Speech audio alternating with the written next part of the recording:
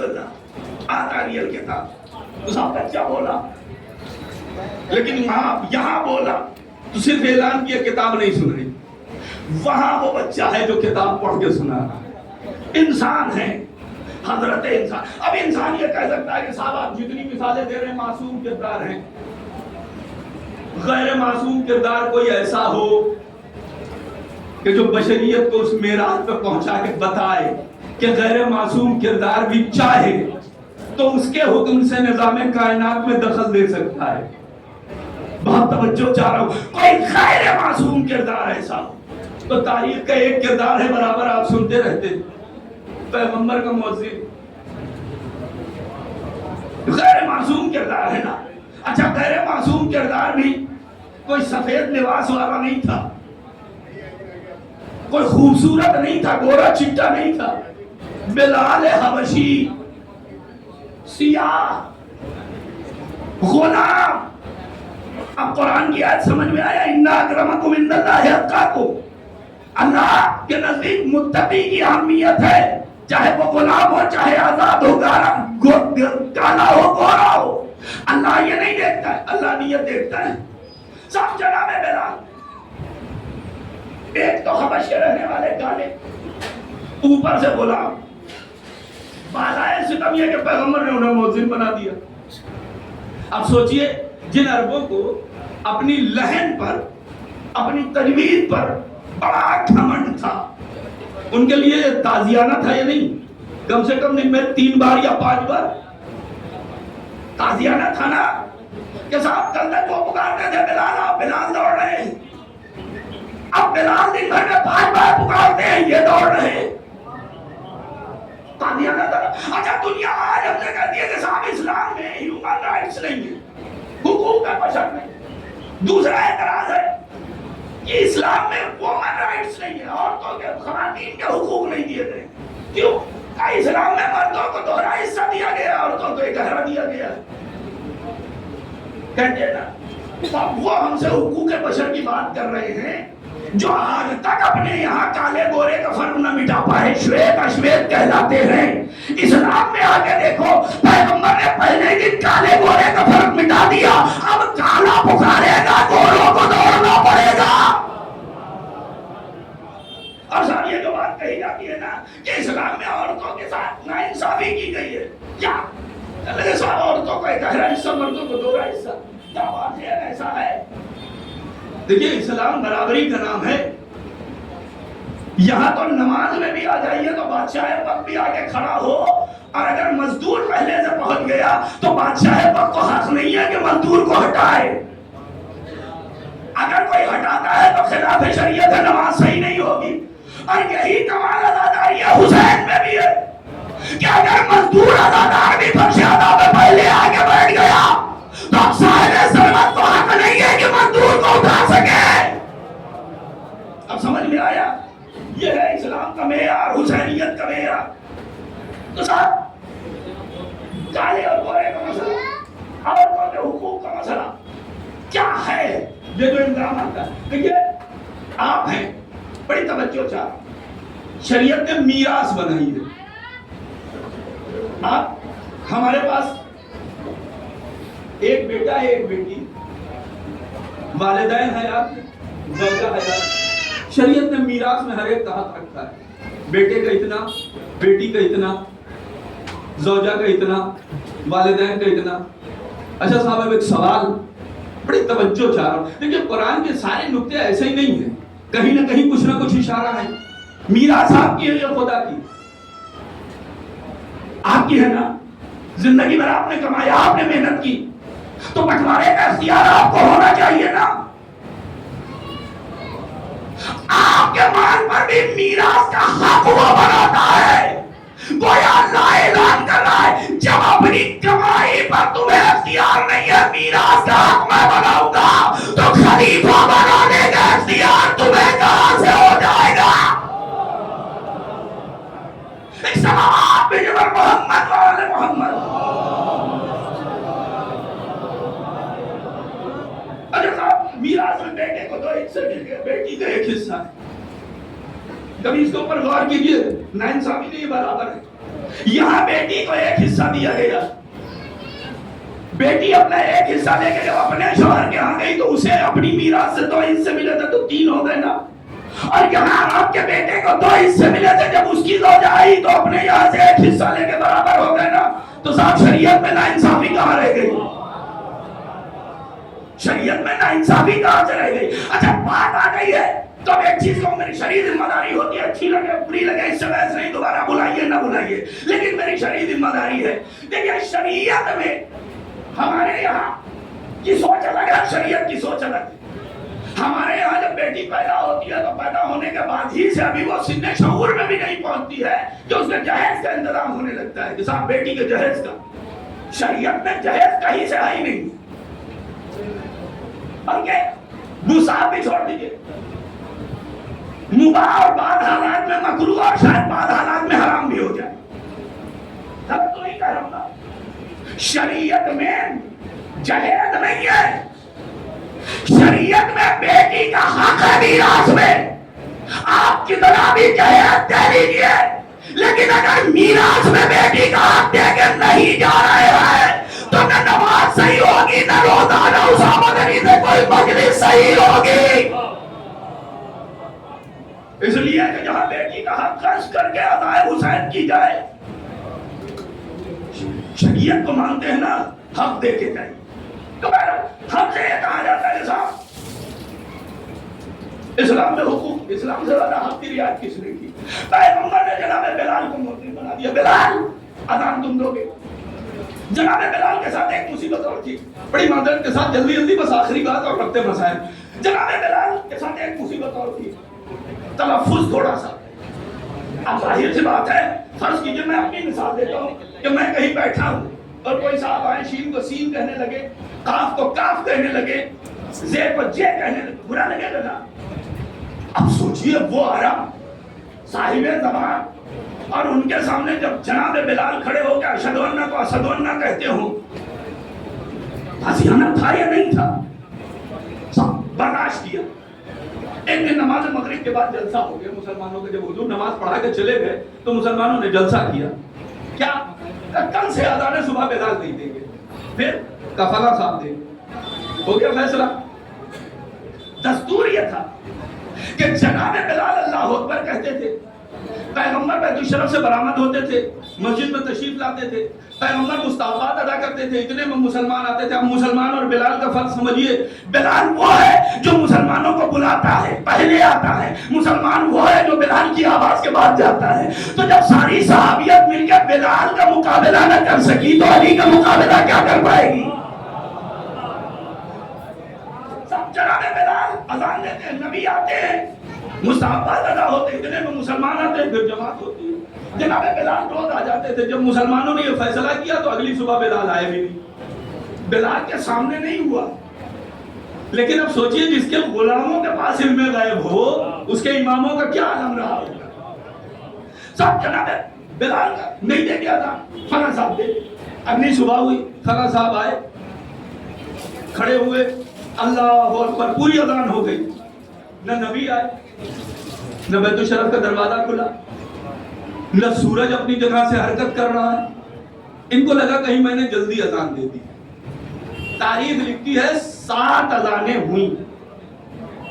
اب سوچئے 7 اذانوں میں کچھ ٹائم لگا یا نہیں؟ تو سورج کو اپنی منزل آگے بڑھانا چاہیے, لیکن سورج بھی نہیں بڑھ رہا ہے.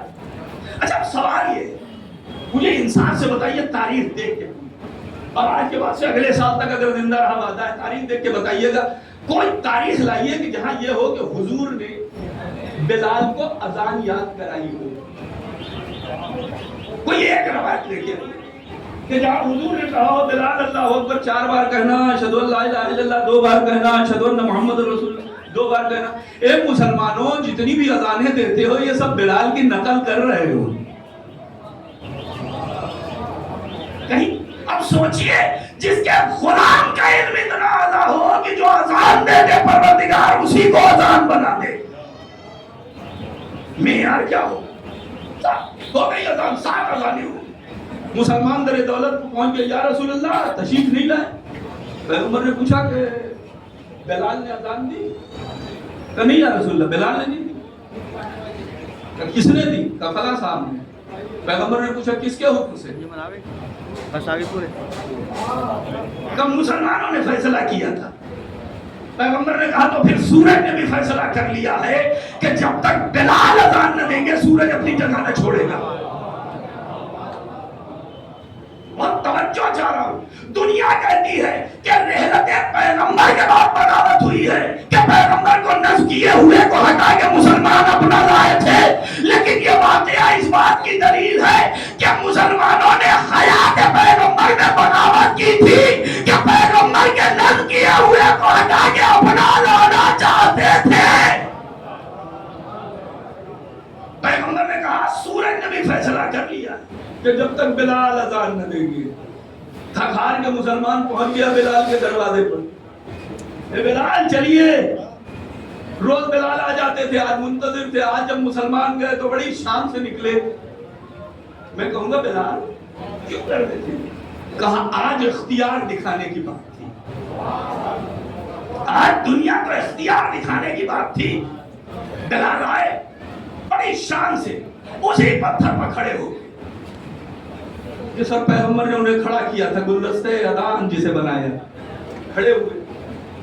جیسے بلال نے کہا اللہ اکبر, بیت الشرف کا دروازہ کھلا, نبی باہر نکلے. ادھر نبی مسجد میں آئے, سورج نے منزلیں طے کرنا شروع کی. بہت توجہ چاہا. بھائی بلال کون؟ محمد کا غلام. جب پوری صحابیت مل کے محمد کے غلام کا مقابلہ نہ کر سکی تو محمد کے بنائے امام کا کیا مقابلہ کر پائے گی؟ بلال کھڑے ہوئے, اذان دی. نبی آئے, صحابی جمع ہوئے, حضور نے نماز پڑھائی. ادھر نبی کی نماز ختم ہو رہی ہے, ادھر سورج اپنی منزلیں چھوڑتا ہوا آگے بڑھ رہا ہے. میں کہوں گا سورج تیرا کام ہی ہے گردش کرتے رہنا, تو کیوں رک گیا تھا؟ کہا آج میری تنابوں کو بلال نے کھینچ رکھا تھا. بڑی توجہ چاہ رہا ہوں. آج میری تنابوں کو بلال نے کھینچ رکھا تھا. بھائی بلال کون؟ کہا محمد کا مؤذن, مطلب جسے نبی نے ایک پتھر پہ کھڑا کر دیا. تو جسے نبی ایک پتھر پہ کھڑا کر دے اس کا اختیار اتنا کہ جب چاہے سورج کو روک دے. تو جسے محمد نے اپنے دوش پر کھڑا کیا ہوا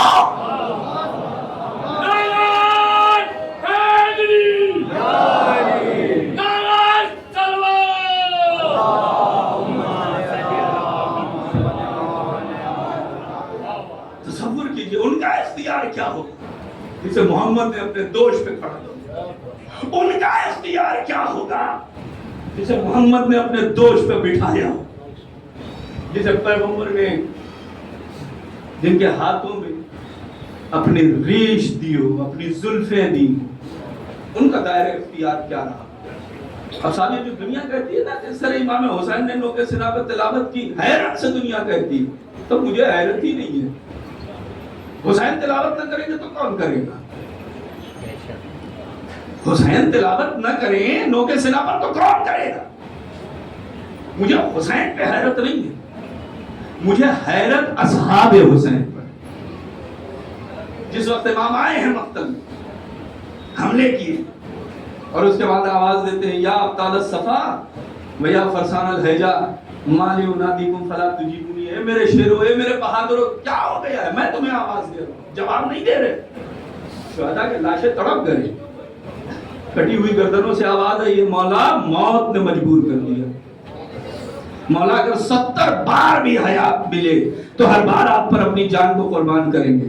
دیکھیں سروتن میں جدائی ہو چکی ہے, لیکن یہ اصحاب حسین حسین کو پہچان بھی رہے ہیں, حسین کے سوال کا مقصد بھی سمجھ رہے ہیں, اور حسین کے سوال کا جواب بھی دے رہے ہیں. سوچئے جب موت غلاموں کے ذہنوں پہ اثر نہ ڈال سکی تو موت اماموں کے ذہنوں پہ کیا اثر ڈالے گی. ہاں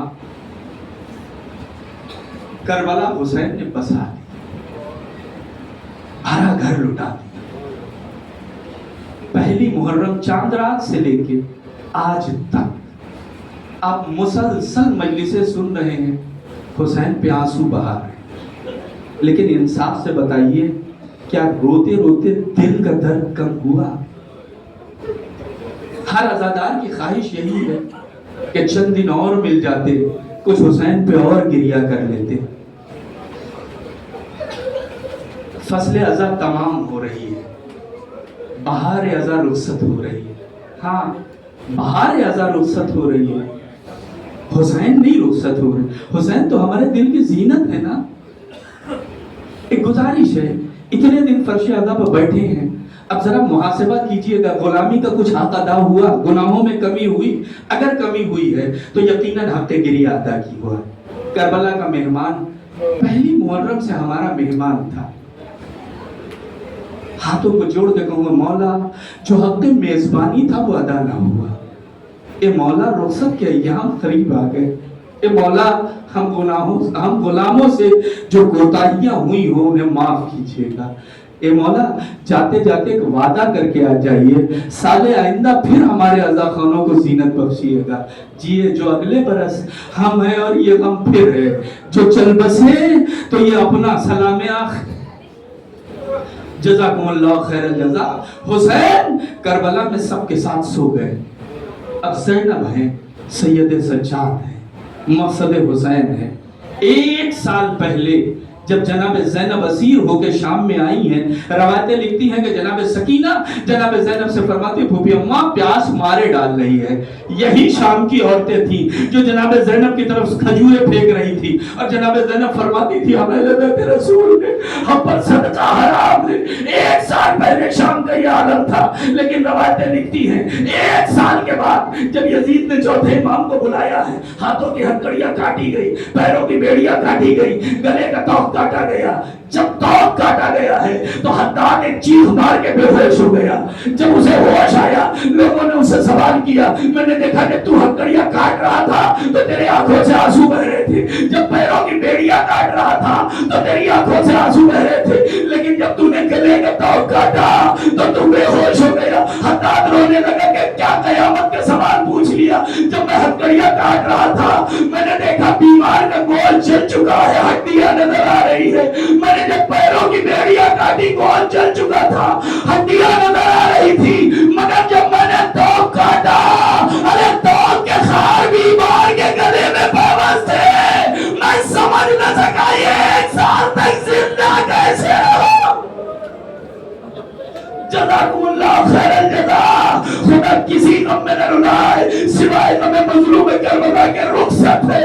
حسین پر دل بھر کے آنسو بہا لیجئے۔ اب جو سال آئندہ زندہ رہے گا وہ حسین پر روئے گا۔ لیجئے صاحب، رہائی ملی جب امام سجاد واپس آئے، جناب زینب کی نظر پڑی، ہاتھوں میں ہتھکڑیاں نہیں ہیں، پیروں میں بیڑیاں نہیں ہیں، گلے میں توق نہیں ہے۔ اے سید سجاد، یزید نے کیوں بلایا تھا؟ اے پھوپھی اماں، یزید نے ہمیں رہا کر دیا ہے، چاہو یہاں رہو چاہے مدینے چلے جاؤ۔ جناب زینب فرماتی ہے میرے لال، تو نے یزید سے کیا کہا؟ کہ پھوپھی اماں، میں نے یزید سے کہا میں پھوپھی سے مشورہ کیا بغیر کچھ نہیں کہہ سکتا۔ جناب زینب نے سر کو جھکایا۔ اے سید سجاد، یزید سے کہتے ایک مکان خالی کرا دو۔ جب سے میرا ماجایا مارا گیا میں اپنے بھائی پر آنسو نہیں بہا سکی ہوں۔ لیجئے ایک مکان خالی ہوا، اہل حرم مکان میں آئے۔ ہمارے یہاں کا دستور ہے نا، جب کسی کے یہاں انتقال ہو جاتا ہے لوگ تعزیت کے لیے آتے ہیں، لوگ پرسہ دینے کے لیے آتے ہیں، جو وارث ہوتا ہے اسے پرسہ دیا جا رہتا ہے۔ زینب 1 سال سے دیکھ رہی تھی سید سجاد کا بھائی مارا گیا، چچا قتل ہوا، باپ شہید ہوا، کوئی سید سجاد کو دلاسا دینے والا نہ تھا۔ زینب نے ایک مسلک بچھائی، بھتیجے کا بازو پکڑا، مسلک پر بچھایا، اے سید سجاد، تجھے تیرے بھائی علی اکبر کا پرسہ، تیرے بھائی قاسم کا پرسہ، تیرے بھائی اور محمد کا پرسہ، تجھے تیرے چچا عباس کا پرسہ، اے سید سجاد، تجھے تیرے بابا حسین کا پرسہ۔ جزاکم اللہ خیر الجزا۔ لیجئے قافلہ چلنے کے لیے تیار ہو رہا ہے۔ جناب زینب کی نظر پڑی، محملوں پر رنگین پردے پڑے ہوئے ہیں۔ اے سید سجاد، یزید سے کہتے ہم لٹ کے جا رہے ہیں، ان پر سیاہ پردے ڈالے جائے۔ لیجئے سیاہ پردے پڑ گئے، زینب چلنے کے لیے تیار۔ ایک مرتبہ زینب نے محمل کا پردہ اٹھایا، شام کی عورتوں کی طرف رخ کیا۔ اے شام کی عورتوں، میں تمہارے درمیان اپنی ایک